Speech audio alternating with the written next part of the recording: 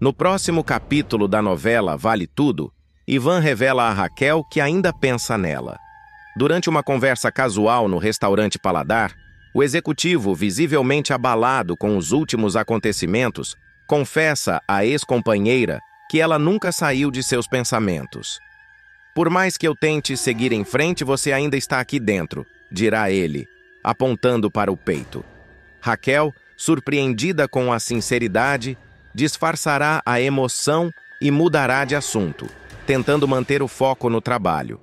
Solange cumpre a promessa que fez a Renato. Após semanas de hesitação, a jornalista finalmente publica uma matéria reveladora sobre a corrupção na TCA, denunciando contratos superfaturados e favorecimentos. A reportagem causa alvoroço e coloca Odete Roitman contra a parede. Renato, emocionado, agradece Solange por sua coragem, mas ela responde: "Eu só fiz o que era certo." Bartolomeu aconselha Ivan sobre seu casamento com Heleninha. O patriarca, preocupado com o futuro do filho, o chama para uma conversa séria. Casamento é escolha diária, Ivan, mas escolha também é reconhecer quando algo chegou ao fim. Ivan escuta em silêncio, refletindo sobre as palavras do pai, enquanto encara uma foto antiga de Heleninha. Antes de continuar, clique no botão de gostei, se inscreva no canal e comente de qual cidade você assiste a novela. Afonso procura Raquel, que deixa claro seu desinteresse por Fátima. No reencontro tenso, a empresária diz sem rodeios: "A Fátima não é quem você pensa, e eu não vou mais fingir que aceito isso calada." Afonso, confuso, pede explicações, mas Raquel se recusa a se envolver novamente nos jogos da filha. Consuelo reclama de seu casamento para Jarbas. Em uma tarde abafada, ela se senta com o porteiro e desabafa: "Sabe, Jarbas, às vezes me pergunto se casei com um homem ou com um relógio quebrado. Sempre no mesmo lugar, sempre parado." Jarbas escuta sem julgar, oferecendo apenas um olhar compreensivo. Afonso observa um cartão da Paladar na bolsa de Celina e começa a ligar os pontos. Raquel comenta com Poliana que Afonso não enxerga quem é a verdadeira Maria de Fátima. Ao mesmo tempo, Odete observa 2 carregadores descarregarem caixas no sítio onde esconde Leonardo, temendo que o passado venha à tona. Ivan ficará estarrecido ao descobrir que foi traído por quem mais confiava: Luciano, seu braço direito e fiel escudeiro na empresa. A revelação virá em um momento delicado da vida do executivo, quando ele já estará enfrentando uma tempestade emocional por conta da separação de Heleninha, das chantagens de Odete Roitman e da pressão no trabalho.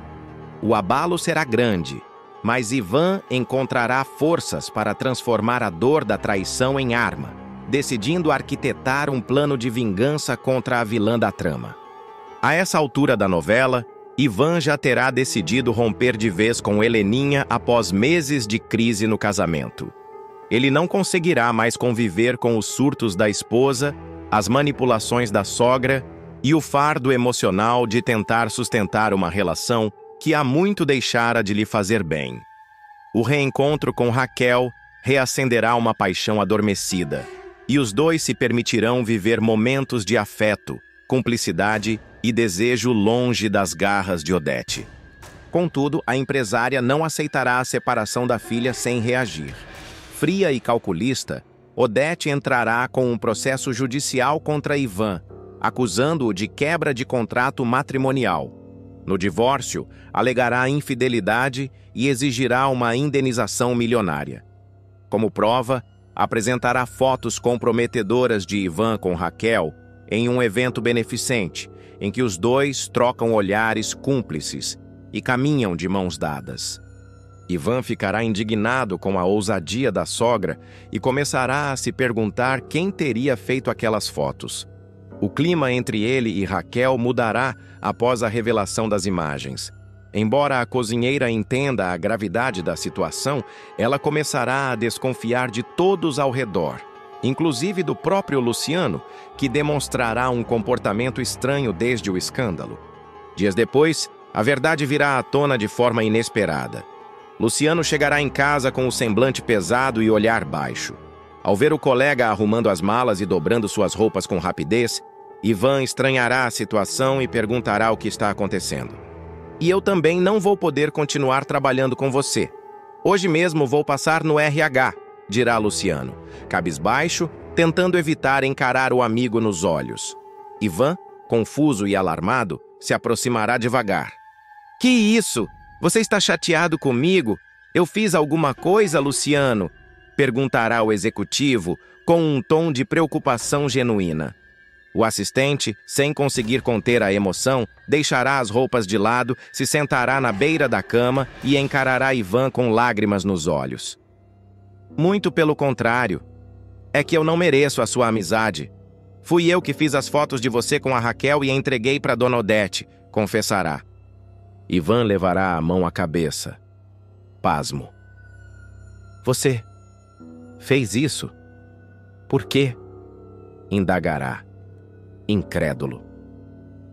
Luciano explicará que sua avó estava gravemente doente, que ele precisava de dinheiro para pagar um tratamento caríssimo e que Odete lhe ofereceu uma quantia generosa em troca daquelas imagens. Eu aceitei porque estava desesperado, mas nunca mais dormi em paz desde então, revelará o rapaz com a voz trêmula.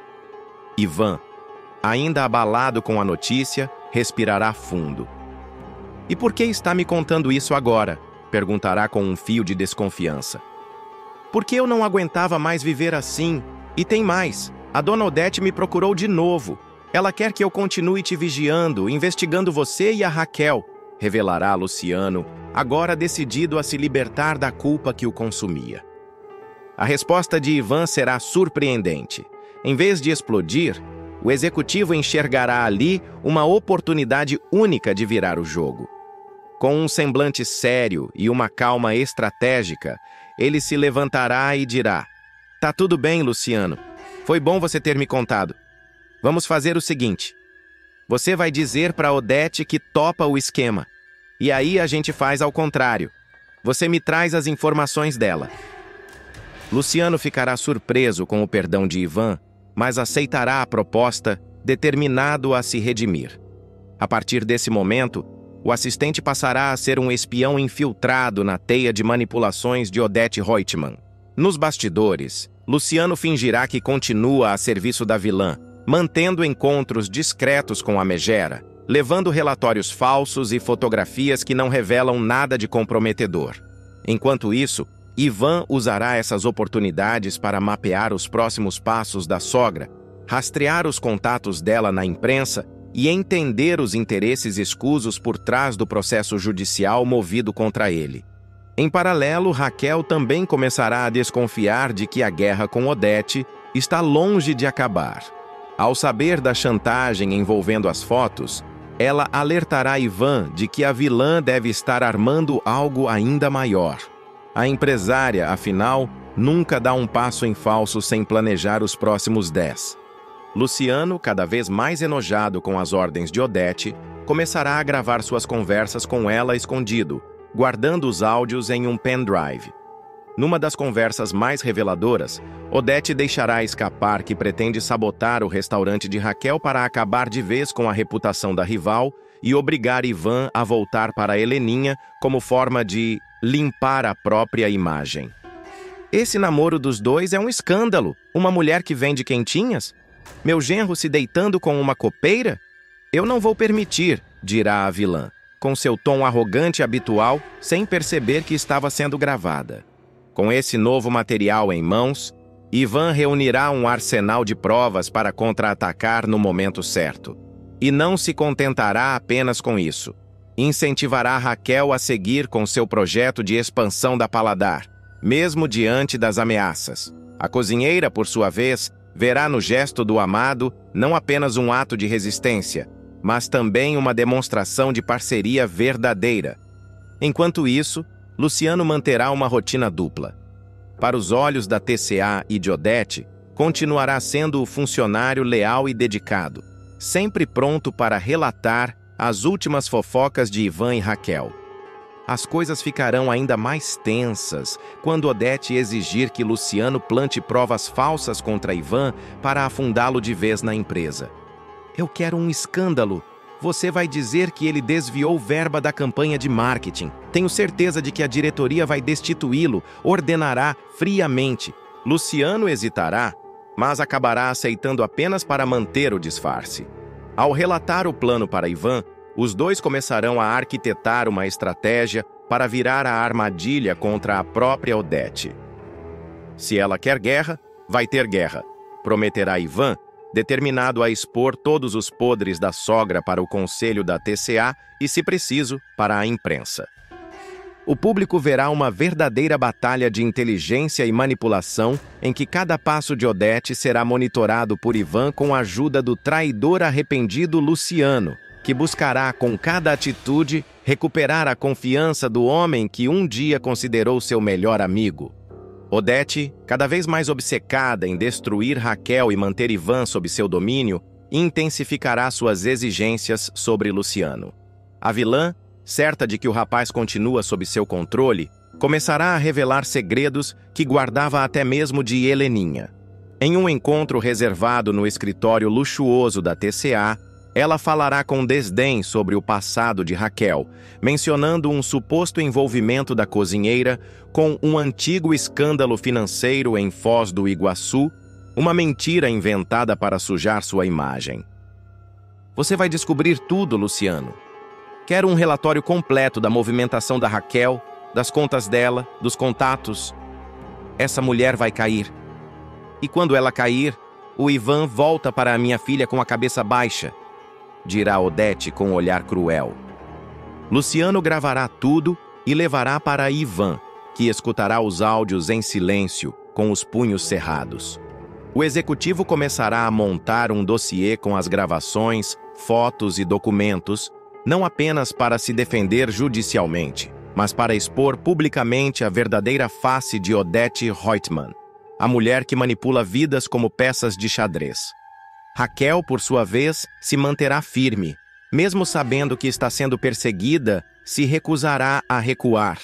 Ela enfrentará humilhações, terá sua vida vasculhada por jornalistas, será seguida por detetives contratados por Odete e verá parte de seus contratos com fornecedores serem misteriosamente cancelados.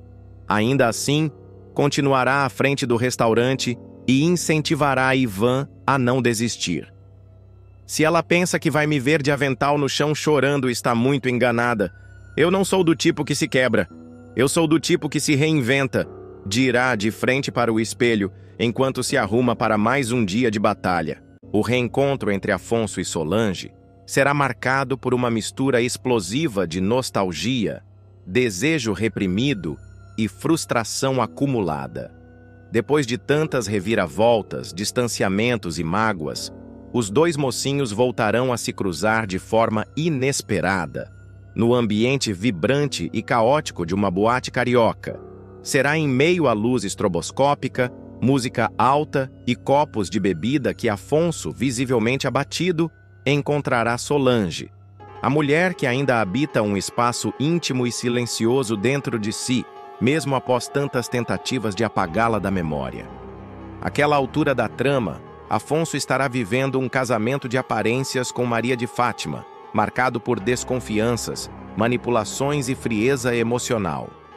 A relação, que nasceu da ambição da vilã e da ingenuidade do rapaz, estará corroída por traições silenciosas e insatisfações acumuladas.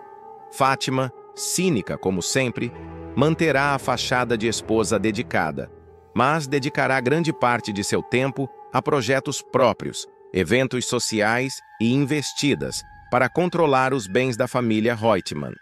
Solange, por outro lado, viverá uma fase de retomada pessoal. Após tantas decepções, inclusive com Afonso, ela terá investido na carreira como jornalista e assumido o desejo de ser mãe por produção independente. Terá frequentado clínicas de fertilização, consultado catálogos de doadores e até iniciado o processo burocrático para realizar a inseminação. O desejo de ser mãe sem depender de um parceiro será um ato de resistência e autonomia, mas seu coração ainda guardará resquícios de um amor mal resolvido. A reaproximação dos dois começará de forma sutil. Em uma festa promovida por colegas da Tomorrow, os olhares se cruzarão de forma quase involuntária. Afonso, após uma briga intensa com Fátima por causa de ciúmes e cobranças excessivas, acabará se refugiando no álcool. O triatleta, sempre tão contido e comedido, beberá além da conta. Solange notará seu estado e, contrariando seu próprio orgulho, decidirá se aproximar para oferecer ajuda. "Quer que eu te deixe primeiro? Por mim não tem problema", dirá ela ao ver o ex-namorado cambaleante na calçada, recusando-se a aceitar carona de outros convidados. "Na minha casa? Não! É que eu tô num estado que... eu não tô legal, sabe?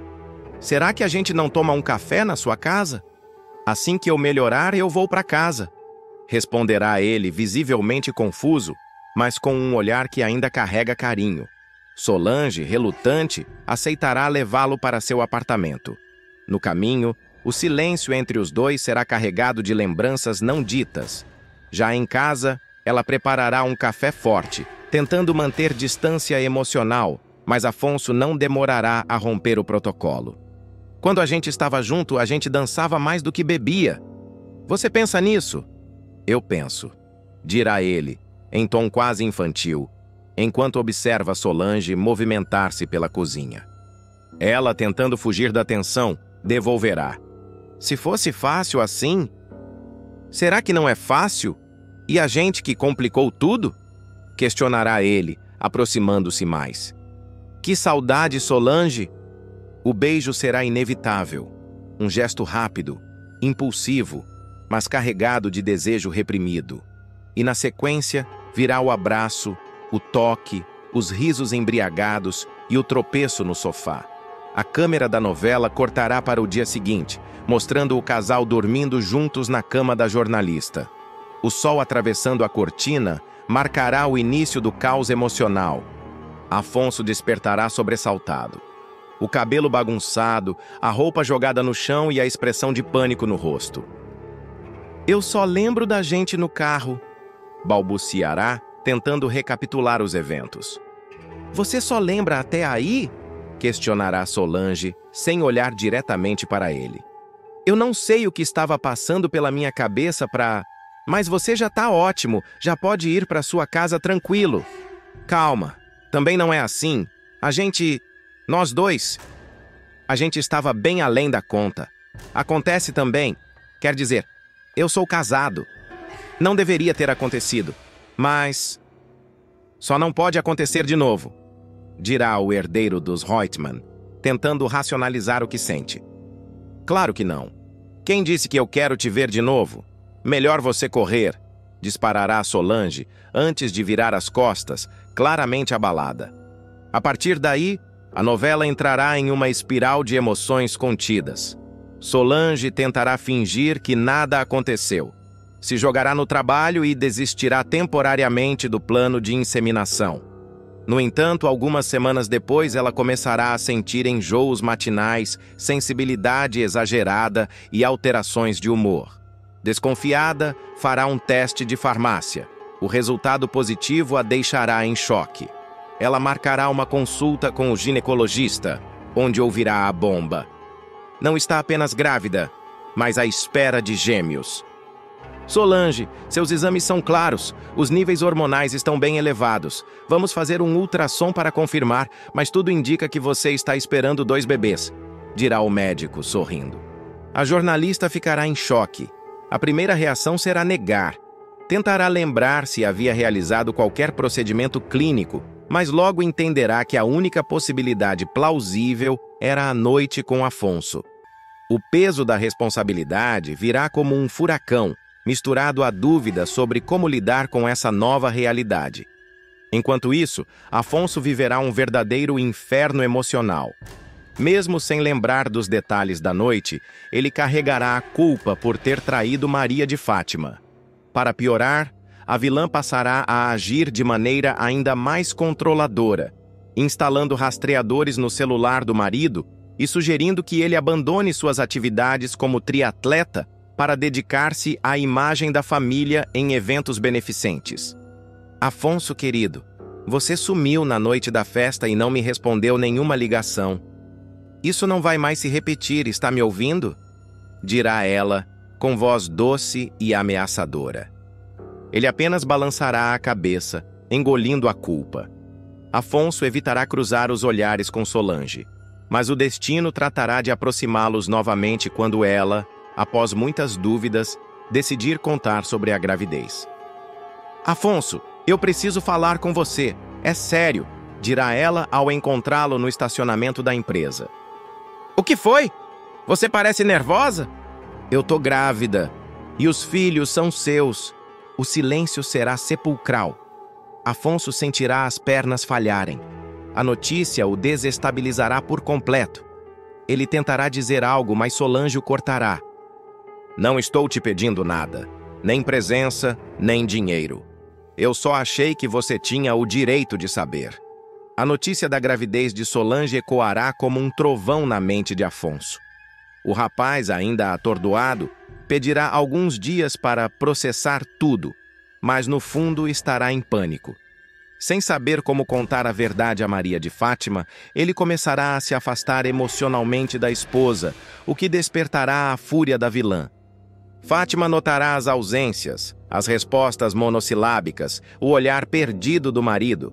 Tentará seduzi-lo, convencê-lo de que estão vivendo uma fase nova do casamento, mas a resistência de Afonso aumentará a cada tentativa, até que num dia qualquer, ela ouvirá uma conversa de Solange. Não quero que ele sinta obrigação nenhuma. Eu vou criar meus filhos sozinha se for preciso, mas a verdade é que ele é o pai. E agora não tem mais como fugir disso. A expressão de Fátima endurecerá. O sangue subirá ao rosto e mais tarde, ao confrontar Afonso, ela despejará sua ira. Então é isso? Eu estava certa o tempo todo? Você me traiu com aquela sonsa ruiva? Com aquela fracassada? Gritará, atirando uma jarra de vidro contra a parede. Afonso tentará se explicar. Dirá que foi um erro, que estava bêbado, que não lembra dos detalhes. Mas Fátima não ouvirá. Ela o ameaçará com o divórcio, com a partilha dos bens, com escândalos públicos, com humilhações na imprensa. Você não sabe com quem se meteu, Afonso. Eu sou Maria de Fátima. Você vai se arrepender de ter me subestimado. Sussurrará ela em tom gélido. O clima na mansão dos Reutemann ficará insustentável. Odete perceberá que o filho anda inquieto e convocará uma conversa formal. A matriarca tentará arrancar dele a verdade, mas Afonso não abrirá o jogo. Odete, desconfiada, moverá seus próprios pauzinhos e mandará investigar Solange discretamente. Poucos dias depois, uma de suas informantes a procurará com uma revelação explosiva. Senhora, a jornalista Solange é a mãe dos filhos de Afonso. Está grávida de gêmeos. Enquanto isso, Solange enfrentará os desafios da gestação sozinha. Passará mal em uma reunião da Tomorrow, será socorrida por Sardinha e terá que se afastar temporariamente da empresa. Afonso, mesmo proibido por Fátima de manter contato, visitará Solange em segredo no hospital, onde será confrontado. Você não pode ficar no meio do caminho, Afonso. Ou você assume, ou me deixa em paz de uma vez. Eu quero estar presente. Quero acompanhar tudo. Só preciso de tempo para resolver as coisas com a Fátima. Eu juro, prometerá ele, segurando a mão da ruiva com delicadeza. Com câncer, Afonso depende de irmão morto em virada inédita. Uma reviravolta chocante e emocional está prestes a estremecer. Afonso, até então símbolo de vitalidade, coragem e resistência, será surpreendido com um diagnóstico devastador: leucemia mieloide aguda. A doença, que acomete as células tronco da medula óssea, responsáveis pela produção de glóbulos brancos, surgirá em um momento crucial de sua trajetória, exigindo resiliência, fé e, acima de tudo, sacrifícios. O que ninguém espera é que a chance real de salvação virá de alguém que, segundo a própria família, estaria morto há anos: Leonardo, o filho oculto de Odete Reutemann. O público acompanhará um momento íntimo e profundamente humano entre Afonso e Solange.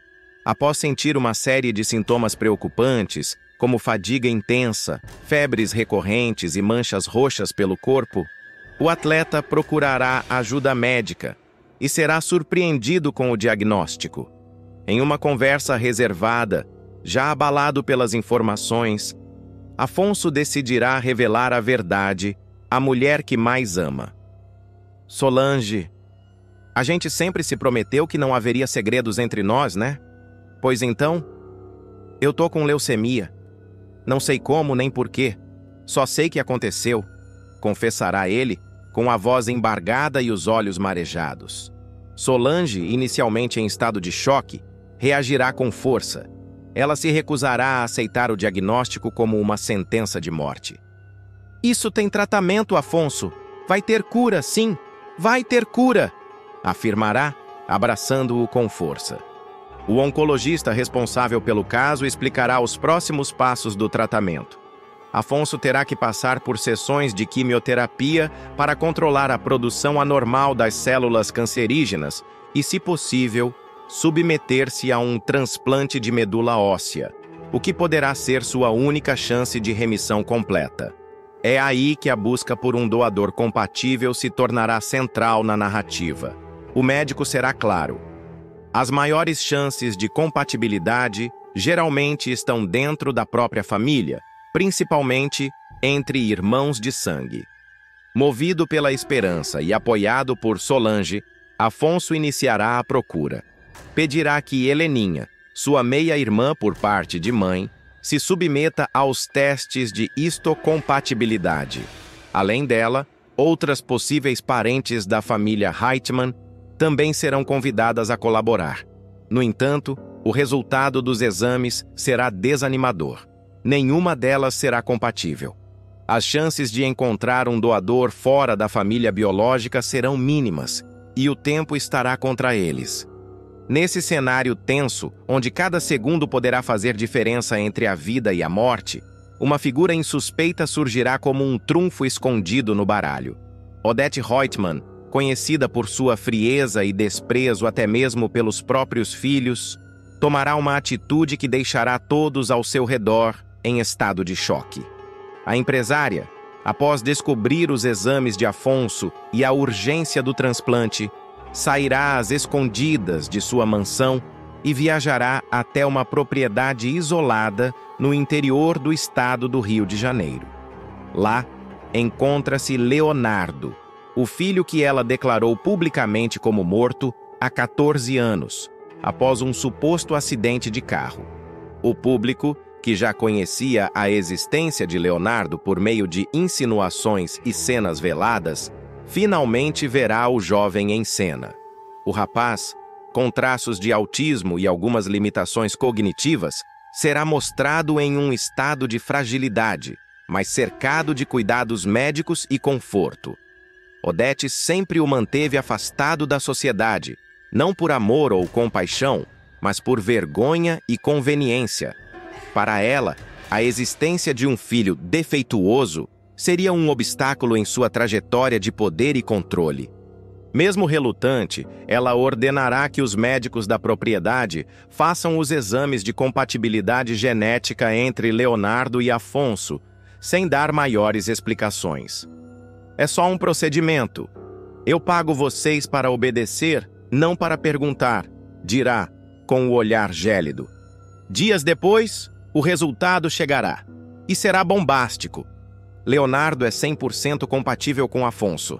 A melhor chance que ele tem de sobreviver está nesse transplante, informará o hematologista com firmeza. A revelação cairá como uma bomba sobre Odette, que se verá diante de um dilema ético e emocional. Manter o segredo que sustentou por mais de uma década ou assumir publicamente que mentiu sobre a morte do próprio filho. Internamente, Odette travará uma batalha intensa. Ser forçada a expor Leonardo significará ruir com a imagem de perfeição e poder que construiu ao longo dos anos. Afinal, se Leonardo está vivo, por que foi escondido? Por que ela enganou toda a família? Por que privou o jovem do convívio social e da própria identidade?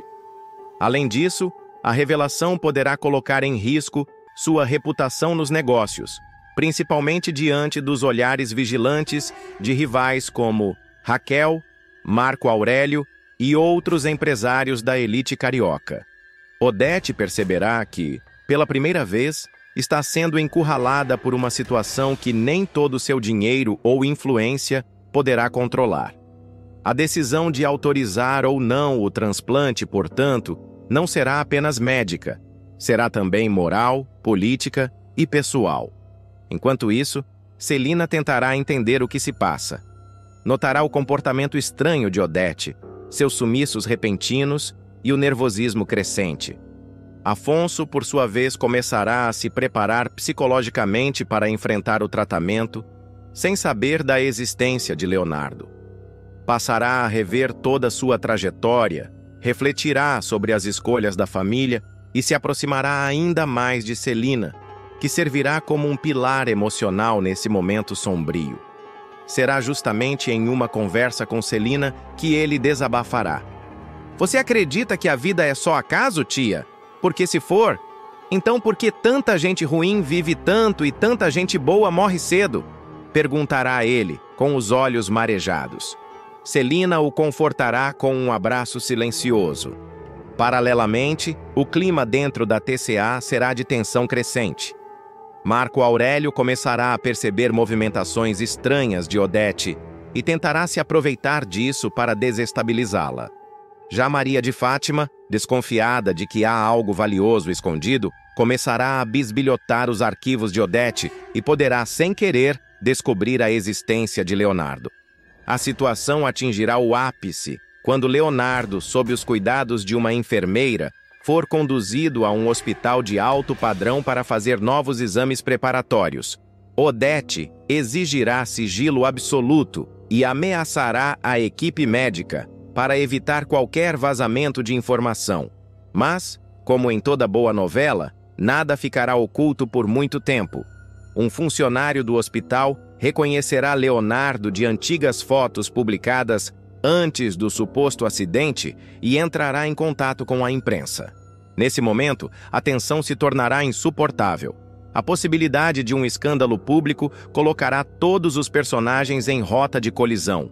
Afonso, ainda sem saber da verdade, ficará cada vez mais debilitado. O tratamento quimioterápico começará a cobrar seu preço, provocando náuseas, queda de cabelo e um cansaço avassalador. Mesmo assim, ele se manterá firme. Enquanto isso, Leonardo começará a se agitar emocionalmente, sentindo que algo está mudando em sua rotina protegida. O jovem, apesar das limitações, perceberá que há algo importante acontecendo e começará a repetir frases como: "Eu tenho irmão! Eu tenho irmão!" A enfermeira, tocada pela inocência e a sensibilidade do rapaz, passará a questionar as ordens rígidas de Odete. Com todos esses elementos em jogo, o drama médico, o segredo familiar, a tensão política e a rivalidade entre os personagens, a trama ganhará um novo fôlego rumo à sua reta final, entregando ao público uma das mais impactantes viradas da novela. Grávida, Fátima provoca a própria queda da escada para interromper a gestação e Raquel dá o troco e despreza a filha em público. Afonso também descobre a traição com César e expulsa a golpista de casa. Maria de Fátima viverá o início de sua derrocada moral, emocional e social. Após conquistar o luxo e o status que tanto desejava, a vilã começará a ver sua vida virar de cabeça para baixo. Tudo terá início com a descoberta de uma gravidez inesperada. Uma novidade que, em vez de trazer alegria, vai lançar Fátima em um abismo de desespero, dúvidas e pavor. Depois de alguns dias sentindo enjoos constantes e percebendo alterações em seu corpo, Maria de Fátima decidirá fazer um teste de farmácia. Ao ver o resultado positivo, sua primeira reação será de incredulidade. "Não é possível. Isso não pode estar acontecendo comigo", dirá ela, nervosa, trancada no banheiro da mansão. O pânico tomará conta da jovem, especialmente quando ela lembrar que Afonso, seu marido, é estéril. Essa informação, que até então parecia irrelevante, agora surgirá como uma bomba prestes a explodir. Determinada a confirmar a situação, ela procurará uma clínica em segredo e fará exames. O diagnóstico será implacável. 3 meses de gestação. A médica, com um sorriso gentil, ainda dirá: "Parabéns, você vai ser mãe." Mas a vilã apenas arregalará os olhos. O que para outras mulheres seria motivo de festa, para Maria de Fátima será o início de um pesadelo. Logo em seguida, Fátima terá um encontro com Celina, que lançará a frase fatal: "Você sabia que o Afonso não pode ter filhos? Ele fez um tratamento anos atrás, é estéril." A revelação cairá como um raio sobre a jovem. Ela sentirá as pernas bambearem, o estômago embrulhar e os olhos marejarem. O que era uma gravidez indesejada se tornará uma ameaça concreta à sua fachada de esposa perfeita.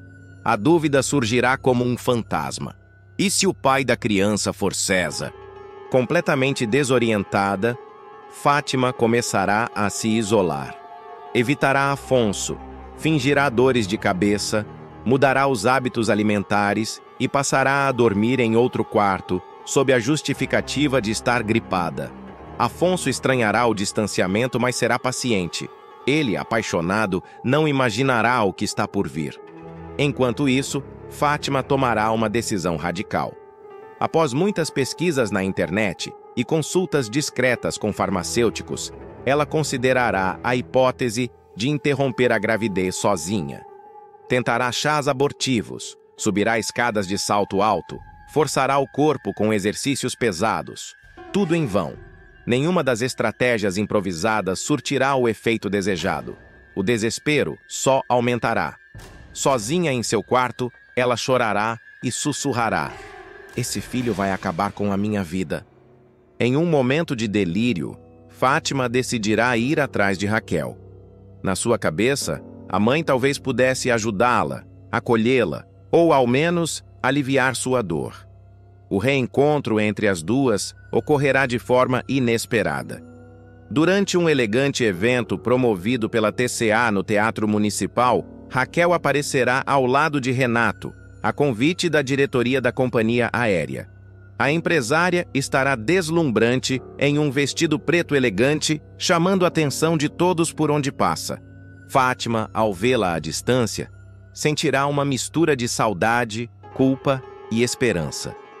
Talvez ela me escute, talvez ela me abrace, pensará. Ao se aproximar com os olhos marejados e a voz embargada, suplicará: "Por favor, eu preciso falar com você." Mas Raquel, em um gesto firme e simbólico, dará as costas para o passado. "Acho que houve um engano. Eu não te conheço." Responderá, sem alterar o tom de voz. A filha tentará insistir: "Sou eu, mãe, a sua filha." Mas Raquel, impassível, cortará qualquer chance de aproximação. "Me desculpe, mas não tenho nada para conversar com você. Com licença, o público verá uma Raquel forte, decidida a não se deixar mais manipular." Fátima, por outro lado, ficará arrasada. O rosto se contorcerá em dor. A humilhação diante dos convidados será o gatilho para um ato desesperado. Ela correrá para o segundo andar do teatro, completamente transtornada. A escadaria imponente, com corrimãos dourados e degraus de mármore, será o cenário do seu drama. Sem pensar 2 vezes, ela se jogará do topo, provocando uma queda brutal. O barulho ecoará por todo o salão. Pessoas gritarão, os seguranças correrão, e Raquel, ao ouvir os murmúrios de que uma mulher grávida caiu da escada, voltará os olhos e se aproximará com um misto de espanto e desconfiança. Maria de Fátima será levada inconsciente para o hospital. Os médicos correrão contra o tempo para salvá-la e tentarão preservar a vida do bebê. A situação será grave. Na emergência, Celina chegará chorando e avisará a Afonso que largará uma reunião para ir até o hospital. Quando chegar lá, verá a esposa pálida, com os olhos fechados e o corpo cheio de hematomas. A gestação, no entanto, resistirá à tentativa de aborto. O médico informará: "Ela teve escoriações e uma fratura no pulso, mas o bebê está bem." Ao ouvir isso, Afonso ficará em choque. Bebê? Que bebê? Questionará, confuso. A médica, percebendo que o pai não sabia da gravidez, hesitará antes de responder. Desculpe, eu achei que você já soubesse. O clima mudará imediatamente. Afonso sentirá o mundo desabar sob seus pés. Ligará os pontos, relembrará as falas de Celina e, como num filme, verá César surgir em seus pensamentos. Sem perder tempo, ele sairá do hospital e seguirá direto para a casa. Ao chegar na mansão, encontrará César no quarto do casal. O amante da esposa estará sem camisa, fumando um cigarro tranquilamente. Afonso perderá o controle. "Seu canalha!" gritará antes de partir para cima dele. A briga será intensa, com socos, gritos e móveis quebrados. Fátima, mesmo ainda machucada, tentará intervir, mas será ignorada. Sem dar ouvidos a justificativas, Afonso deixará claro: "Eu quero um teste de DNA. E quando ficar provado que esse filho não é meu, você vai sair da minha vida para sempre." Fátima, em prantos, tentará seduzi-lo, alegar que foi um erro, que estava fragilizada, mas o empresário não se deixará enganar. Ele ligará para seu advogado e pedirá que providencie a separação imediata. Nos dias seguintes, enquanto aguarda o resultado do exame, Fátima será obrigada a se manter em repouso na mansão, ignorada por todos. A cozinheira, os seguranças, até os funcionários da limpeza evitarão cruzar olhares com ela. Afonso passará dias trancado no escritório. Finalmente, o laudo do DNA chegará. E como já se suspeitava, o bebê não é de Afonso. O empresário chamará Fátima para uma conversa final. Frio, direto, entregará os documentos nas mãos dela. "Você conseguiu. Destruiu tudo que a gente tinha. Mas agora é você que vai arcar com as consequências." A jovem, arrasada, tentará implorar uma nova chance. "Afonso, eu te amo. Foi um erro, uma fraqueza." Mas ele não se abalará. "Você não sabe o que é amor. Você ama status, dinheiro, aparência. Mas amor de verdade, disso você nunca entendeu nada." Com essas palavras, ele apontará para a porta. Fátima sairá da mansão pela última vez, com os olhos inchados, as mãos sobre a barriga e sem saber para onde ir. Expulsa da mansão sem ter para onde ir, Maria de Fátima vagará pelas ruas do Rio de Janeiro com uma pequena mala e a alma dilacerada. A maquiagem borrada, os cabelos desgrenhados e os sapatos altos nas mãos revelarão uma mulher despida de toda a vaidade que sustentava sua imagem de socialite. O frio da madrugada, a indiferença dos carros que passam e os olhares de julgamento de estranhos servirão como reflexo de tudo que perdeu. Pela primeira vez em muito tempo, Fátima sentirá medo, não apenas do futuro, mas de si mesma. Com fome, enjoos e a barriga já evidente, ela buscará abrigo em uma pensão decadente, onde pagará o mínimo por uma noite em um quarto sujo, de colchão fino e cheiro de mofo. Deitada, abraçada ao próprio corpo, chorará baixinho até pegar no sono. No dia seguinte, voltará a usar o nome da mãe para tentar abrir portas. Ligará para conhecidos, antigos contatos da alta sociedade e até para César. Todos recusarão ajudá-la. Afastado após o escândalo, o amante também se negará a assumir o filho. "Você me usou para subir na vida, Fátima, e agora quer jogar isso no meu colo?" dirá ele, covardemente. Marco Aurélio surta e vira bicho ao ver o filho de saia. Tiago entrará na sala com um sorriso tímido, usando uma peça diferente do habitual.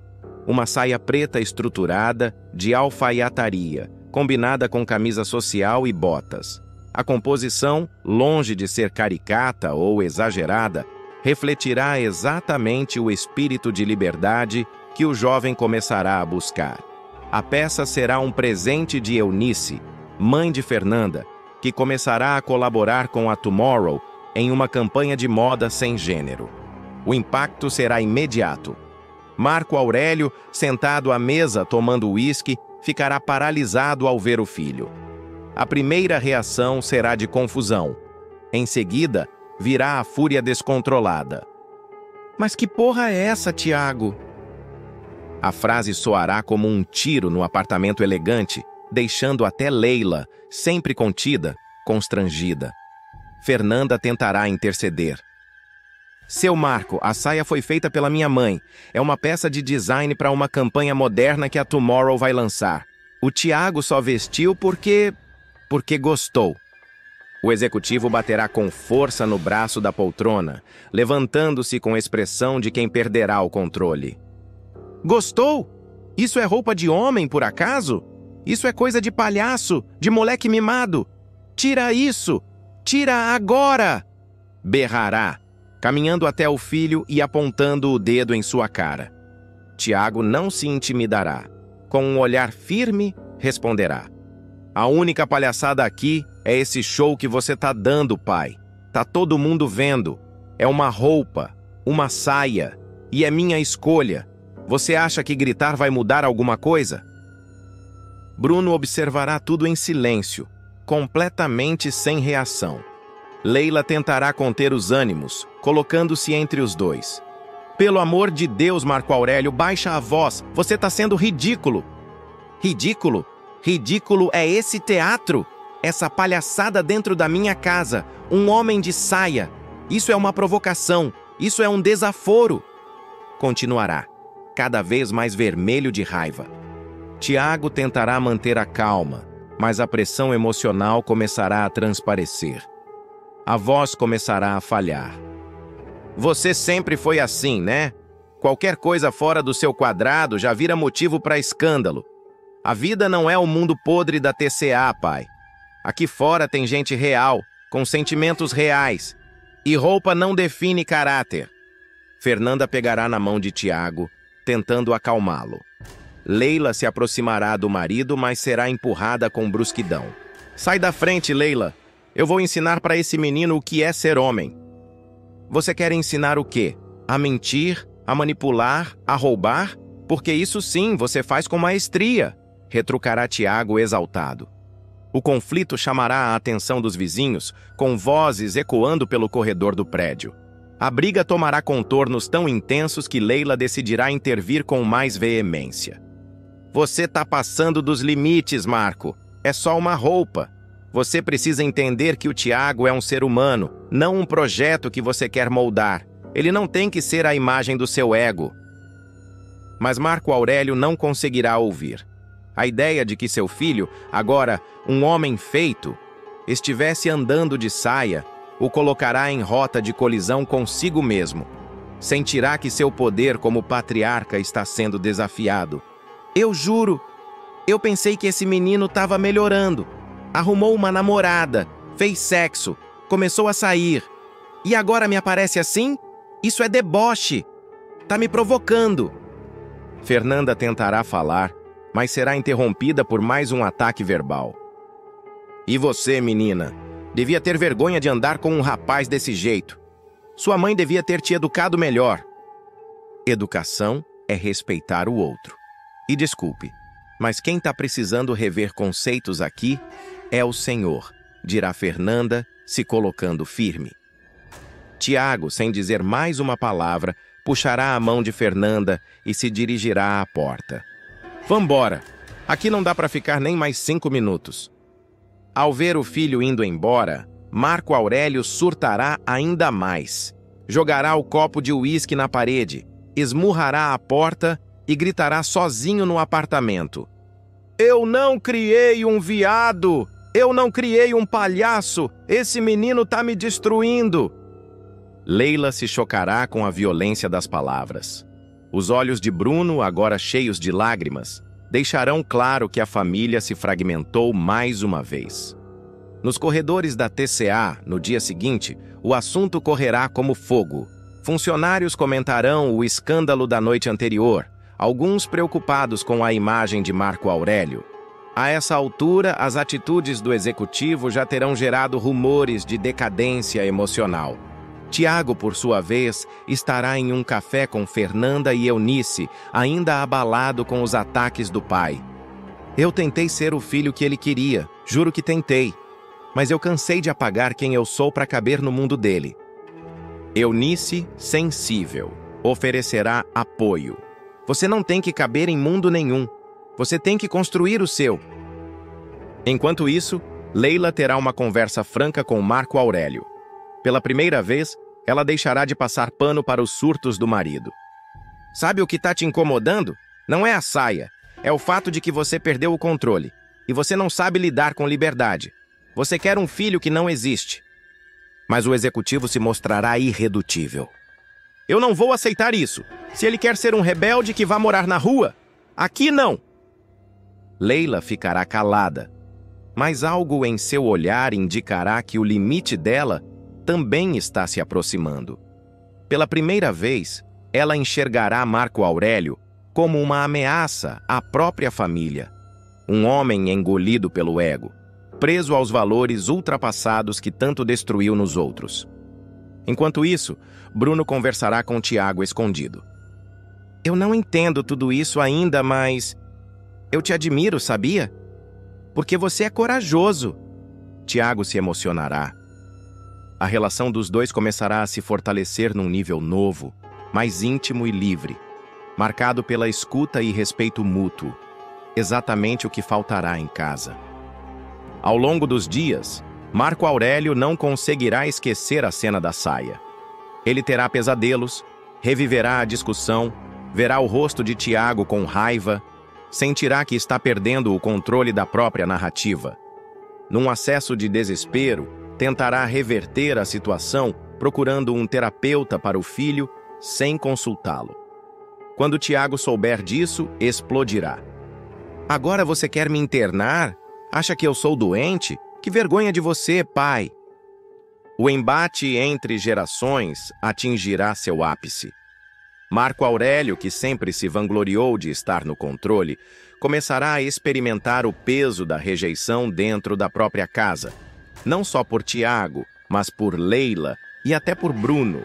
A tensão familiar se espalhará como uma rachadura pelas paredes do apartamento, e o clima será de um silêncio pesado, onde cada palavra não dita parecerá um grito preso. E o símbolo de toda essa ruptura será a saia. Uma simples peça de roupa. Mas para Marco Aurélio, uma ameaça. Para Tiago, liberdade. Para Leila, um divisor de águas. E para o público, o retrato de um país em transição. Nos dias que se seguirem ao escândalo, Marco Aurélio tentará seguir a rotina como se nada tivesse acontecido. Chegará à TCA como de costume, cumprimentando funcionários com aquele sorriso cínico que usava para mascarar a arrogância. Mas por dentro estará um turbilhão. A imagem do filho vestindo uma saia o assombrará. Cada vez que fechar os olhos, ouvirá o som do próprio grito: "Tira isso!", ecoando como um fracasso pessoal. Mas o mundo ao seu redor não deixará que o assunto morra. A própria Tomorrow divulgará discretamente a imagem de Tiago usando a peça. A imagem viralizará. Comentários elogiarão a coragem do rapaz, a modernidade da campanha e a quebra de estereótipos. Um colunista influente escreverá: enquanto alguns herdeiros envergonham o nome da empresa, outros nos enchem de orgulho. Parabéns, Tiago. Raquel fica na miséria após golpe de Odete. A vida de Raquel vai virar do avesso quando Odete Reutemann colocar em prática um plano calculado para destruir sua rival de uma vez por todas. O golpe devastador não apenas arruinará financeiramente a ex-vendedora de sanduíches, como também a deixará à beira de um colapso emocional. A ruína de Raquel começará com uma traição vinda de dentro da própria família Reutemann. A revelação de que Celina, irmã de Odete, é sócia oculta da Paladar. A bomba será detonada por ninguém menos que Maria de Fátima. Após ser desmascarada e expulsa da mansão dos Reutemann por Afonso, a vilã tentará salvar sua pele jogando outras verdades explosivas no ar. Durante uma discussão acalorada, ela revelará com um tom debochado e vingativo que Celina vem investindo na Paladar às escondidas. A revelação cairá como uma bomba no colo de Odete, que se revoltará ao descobrir que a irmã está envolvida com a mulher que ela mais odeia no mundo. Sem perder tempo, Odete irá atrás de Celina exigindo explicações. A socialite tentará justificar o investimento como uma forma de diversificar seus negócios, mas não conseguirá convencer a irmã, que a acusará de traição e, com sangue nos olhos, decidirá pôr um fim definitivo à parceria entre Celina e Raquel. Implacável, a magnata da TCA oferecerá uma quantia generosa para comprar a parte da irmã na Paladar. Uma oferta impossível de recusar. Odete dá o bote na Paladar e surpreende Raquel. Com a negociação feita em tempo recorde, Odete se tornará oficialmente a maior acionista da Paladar. Logo depois, ela fará questão de visitar pessoalmente o restaurante, interrompendo uma reunião de Raquel com fornecedores para anunciar sua decisão bombástica. Vai fechar as portas da empresa. Com um sorriso sarcástico e sem qualquer traço de empatia, ela soltará a bomba na frente de todos. Eu tenho 65% dessa bagaça aqui, mas como eu falei, não é um business que me interessa. Então eu decidi liquidar a empresa. Raquel ficará sem chão. Diante da crueldade da inimiga, tentará argumentar, implorar, mas Odete estará decidida a saborear sua vingança até o último segundo. Sem se abalar com os apelos emocionais da ex-vendedora de lanches, ela reafirmará que não está disposta a manter o negócio aberto. Na verdade, eu já fechei, e vocês têm até amanhã para tirar toda a tralha que quiserem levar daqui. Os funcionários, pegos de surpresa, entrarão em pânico.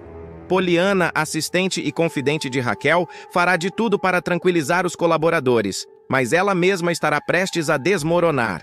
Diante da ruína iminente, restará a Raquel encarar uma nova montanha de dívidas e promissórias que até então estavam sendo quitadas com os lucros da Paladar. Raquel, é uma tragédia. Todos os empréstimos, compras, tudo isso vai virar dívida, lamentará Poliana com os olhos marejados. Raquel, ainda tentando absorver a dimensão do desastre, sentenciará. Então a gente está devendo uma fortuna de novo. Tudo recomeça do zero, ou pior. Do lado de fora, já se afastando do restaurante, Odete dará sua cartada final, sem disfarçar a satisfação diante da ruína da rival. Bom, é isso. Nossa sociedade durou pouco, mas é isso. No Hard Feelings. Cada um paga a sua parte das dívidas e pronto. Assunto encerrado. Com essas palavras frias, a vilã deixará para trás um cenário de devastação. Raquel, atônita, observará os fornecedores se retirando com caixas, os funcionários chorando e a cozinha sendo desmontada. O que antes era símbolo de sua superação e independência, agora se tornará um campo de batalha arrasado pela ambição de Odete Reutemann. O golpe financeiro virá com juros emocionais. Raquel se sentirá traída não apenas por Odete, mas também por Celina, que mesmo tendo investido de boa fé, expôs o negócio ao inimigo sem prever as consequências. A cozinheira chegará a confrontar a ex-sócia para entender como ela foi capaz de deixar a Paladar cair nas mãos da pior pessoa possível. Celina, visivelmente abalada, tentará se justificar. Eu nunca imaginei que a Odete fosse fazer isso. Juro, Raquel, eu só queria ajudar você. Ajudar? Ajudar vendendo sua parte para sua irmã psicopata? Retrucará Raquel com os olhos cheios de raiva e decepção. Você me vendeu, Celina! Raquel volta ao fundo do poço. Sem empresa, sem lucros, sem qualquer apoio institucional, Raquel se verá diante de um buraco financeiro profundo. As dívidas acumuladas com fornecedores, impostos e aluguéis começarão a bater à porta. Bancos passarão a ligar com ameaças de protesto e credores se apresentarão exigindo pagamento imediato. Poliana, fiel até o fim, ajudará a organizar a papelada e tentará manter a cabeça fria. Mas a situação será crítica. A imprensa começará a especular sobre a falência da Paladar. Notícias falsas sobre má gestão e desvio de dinheiro ganharão os jornais sensacionalistas.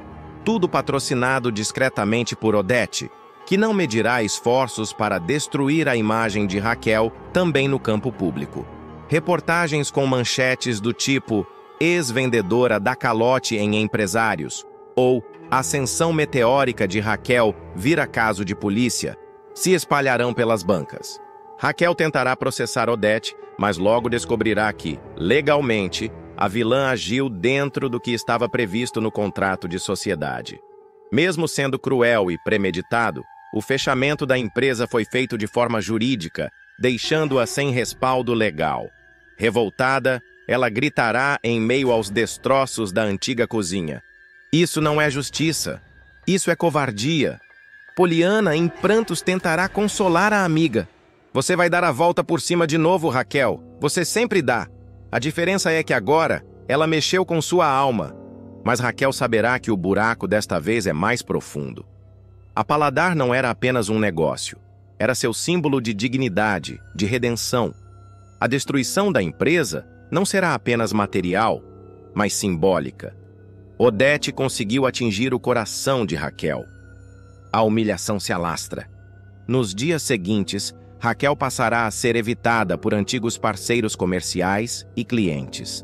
Algumas pessoas começarão a vê-la como uma aventureira irresponsável. O telefone da casa tocará sem parar, com novas cobranças. O aluguel da sede do restaurante, que havia sido renegociado por Celina em seu nome, também será cancelado por falta de pagamento. Raquel, sem saída, terá que devolver o imóvel. Ao entrar pela última vez no espaço da Paladar, já vazio, Raquel andará lentamente entre as paredes nuas, tocando as bancadas com nostalgia. Cada canto contará uma história. O começo humilde, os clientes que acreditaram nela, os almoços cheios, os jantares comemorativos, os brindes silenciosos com Poliana no fim de um expediente puxado. Tudo agora será pó. Ela deixará uma rosa vermelha sobre o antigo balcão e sairá sem olhar para trás. Odete Reutemann segue impiedosa. Enquanto Raquel amarga sua queda, Odete comemorará em grande estilo. Em sua cobertura luxuosa, ela brindará com champanhe. "Eu avisei que com essa mulher a minha paciência era zero", dirá Odete, erguendo a taça. Ela se achou demais. Achou que podia peitar uma Reutemann. Marco Aurélio rirá, mas soltará uma observação venenosa. "Agora só falta derrubar o Ivan. Ele anda muito quieto." "Cada coisa a seu tempo, Marco Aurélio. Cada coisa a seu tempo", responderá Odete, deixando claro que ainda tem outras cartas na manga. Mesmo diante do caos financeiro e emocional, Raquel se recusará a mendigar perdão ou apoio da família Reutemann. Orgulhosa e resiliente, decidirá encarar a nova fase com a mesma força que a tirou das areias de Copacabana no passado. Recusará a ajuda de Celina, que insistirá em tentar reparar o erro, e evitará qualquer aproximação com Afonso ou Ivan. Nos últimos momentos dentro da antiga sede da Paladar, Raquel respirará fundo, limpará uma lágrima solitária que escorrerá pelo rosto e dirá a Poliana: "Se ela pensa que acabou comigo, está muito enganada. Eu caí, mas ainda sei levantar." Poliana tentará sorrir, emocionado. Eles sairão lado a lado, levando consigo apenas uma caixa com papéis e um avental dobrado. O restaurante estará vazio, mas a chama da dignidade de Raquel continuará acesa, ainda que vacilante diante da escuridão. E lá fora, um novo desafio já estará à espera.